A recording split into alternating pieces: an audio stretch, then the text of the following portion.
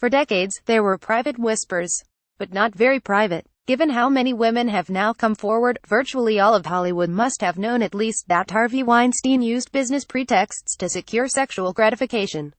So much for the usual recriminations over who knew it and when they knew it. In this case, they almost all knew a long time ago, and they did nothing. We sure do seem to be having an awful lot of these sorts of sexual harassment and rape scandals right now, don't we? Bill Cosby. Fox News X6. Weinstein. Perhaps Americans are finally fed up.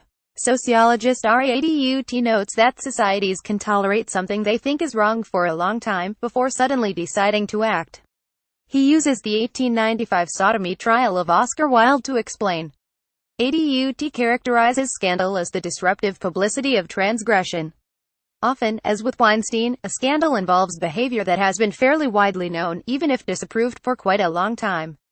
Wilde's well-known homosexuality was winked at by both authority and society for years before the Marquess of Queensberry forced the matter. The Wilde scandal, without equating his unjust persecution with the moral wrong of sexual harassment, suggests two lessons for the modern era. The first is that simply publicizing transgressions of society's code does not necessarily stop them. Knowing, Radut suggests, is not what creates the scandal.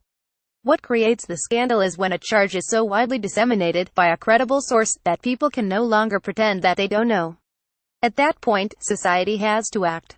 This complicates the happy story we seem to be telling ourselves, in which 40 years after the feminist revolution, we are finally on the cusp of teaching men not to rape, or to sexually harass subordinates, or more generally, not to be what our grandmothers would have called cads.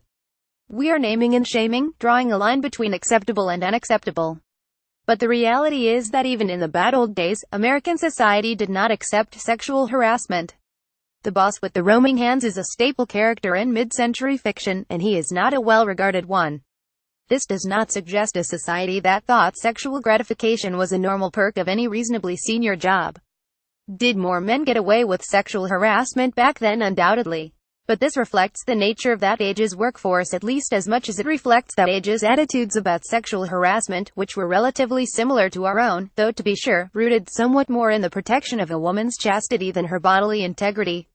Most of the women working in 1950 were in domestic service or other pink-collar professions that new workers could be slotted into with little trouble. So I suspect that a lot of gross harassment was allowed to go on, not with the approval of colleagues, but despite their disapproval. Women tolerated harassment or were replaced. Replacing their higher-ranking harassers would have been riskier. An account manager might take clients out the door with him when he left. The blind eye turned to sexual harassment did and does tell us that many people don't think it's that wrong. Presumably, companies would not have said, well, I don't like the way Bill kidnaps young children and dismembers them in his basement, but we might lose Acme Pharmaceuticals if we let him go. At some level of moral horror, Hollywood would have cast Weinstein out without waiting for the media to embarrass them into it. More likely, his offenses were viewed with disgust but tolerated, like Wilde's homosexuality. That's different from saying that Hollywood thought his behavior was okay. Which brings us to the second lesson from the Wilde case. We definitely should not assume the endurance of a bad behavior indicates that society tacitly approves. Victorians disapproved of Wilde's sex life, and Wilde was certainly aware of their disapproval, as well as the laws that forbid it. Yet he didn't desist. In fact, he flaunted the taboo with increasing defiance, and yet for years no one moved to exclude him from society, much less arrest him. While moral outrage creates a hunger for justice, it also creates a countervailing pressure on people close to the transgressor to cover up, lest they be tainted by the transgression.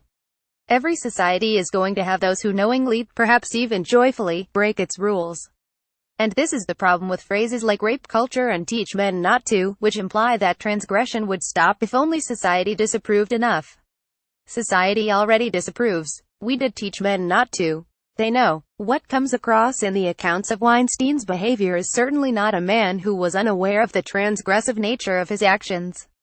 Would Harvey Weinstein have greenlit a movie where the hero behaved like Harvey Weinstein? Of course not. Because he would have known that audiences would hate that man. You cannot be a successful movie maker without an intimate understanding of your culture's mores. No, what you see in the allegations against Weinstein is not ignorance of right or wrong, but a man who seems to have enjoyed doing wrong things. Teaching such a man that something is not merely wrong, but really wrong may only increase his enjoyment. Social norms can, and do, shift the penalties for that wrongness, especially when they foster legal change. Most companies these days are unwilling to keep most proven harassers around, because the law now opens up the company to huge liability if it does. But in industries that work on a star system like media and sports, there are employees who bring in so much money that it would still be cheaper to pay off the victims than to lose the star. So cold economics may reduce harassment, but won't end it. If sexual harassment law has also failed, and in Weinstein's case, it obviously has, then there are two ways to alter that dynamic. Scandal may seem like the answer, but it's an unreliable tool. Powerful people have an array of weapons to quiet the budding scandals that threaten them. Weinstein is alleged to have silenced his victims through a combination of bullying and hush money. Wilde long avoided prosecution because authorities didn't even want to publicize the existence of homosexuality, much less its prevalence among the better classes. One scandal can at best take out a fraction of norm violators, skewing toward those with waning power. Note the ages of the men who have recently been brought down, either nearing retirement age, or well past it. What about the 40-somethings? Does my generation have an unusually low number of antisocial men? More likely it is. Antisocial men are still too powerful to be attacked. The lip service of generic outrage will not bring them down, nor will anonymous accusations that allow others to be dismissive. To truly change the dynamic, we will probably have to raise the level of moral outrage we feel about sexual harassment even further, past men shouldn't do this, and past even the Victorian distaste for homosexuality, and closer to something like a capital crime. Harassment would need to become the sort of thing that people couldn't wink at and still look themselves in the mirror the next day. And that change cannot be demonstrated by the outrage on display in public Facebook posts or in columns. It will have to happen in private hearts. It cannot be measured by how many women are willing to make anonymous accusations, or write Me Too on social media.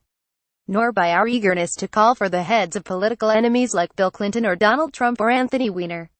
Well, no, we've made progress when women are willing to accuse men at the height of their powers, men who can hurt them for years to come or benefit them in exchange for their silence. And when the people around those men move swiftly and without hesitation to deprive them of the power they've abused, even though they'll be tainted by the scandal, even though they'll suffer personal costs from the loss of an ally. We are not in that world today. And despite the public outcry, I'm not really sure that we're any closer to it than we were 3 weeks ago. This column does not necessarily reflect the opinion of the editorial board or Bloomberg LP and its owners. To contact the author of this story, Megan McArdle at mcardle3@bloomberg.net, or contact the editor responsible for this story, Philip Gray at philipgray@bloomberg.net.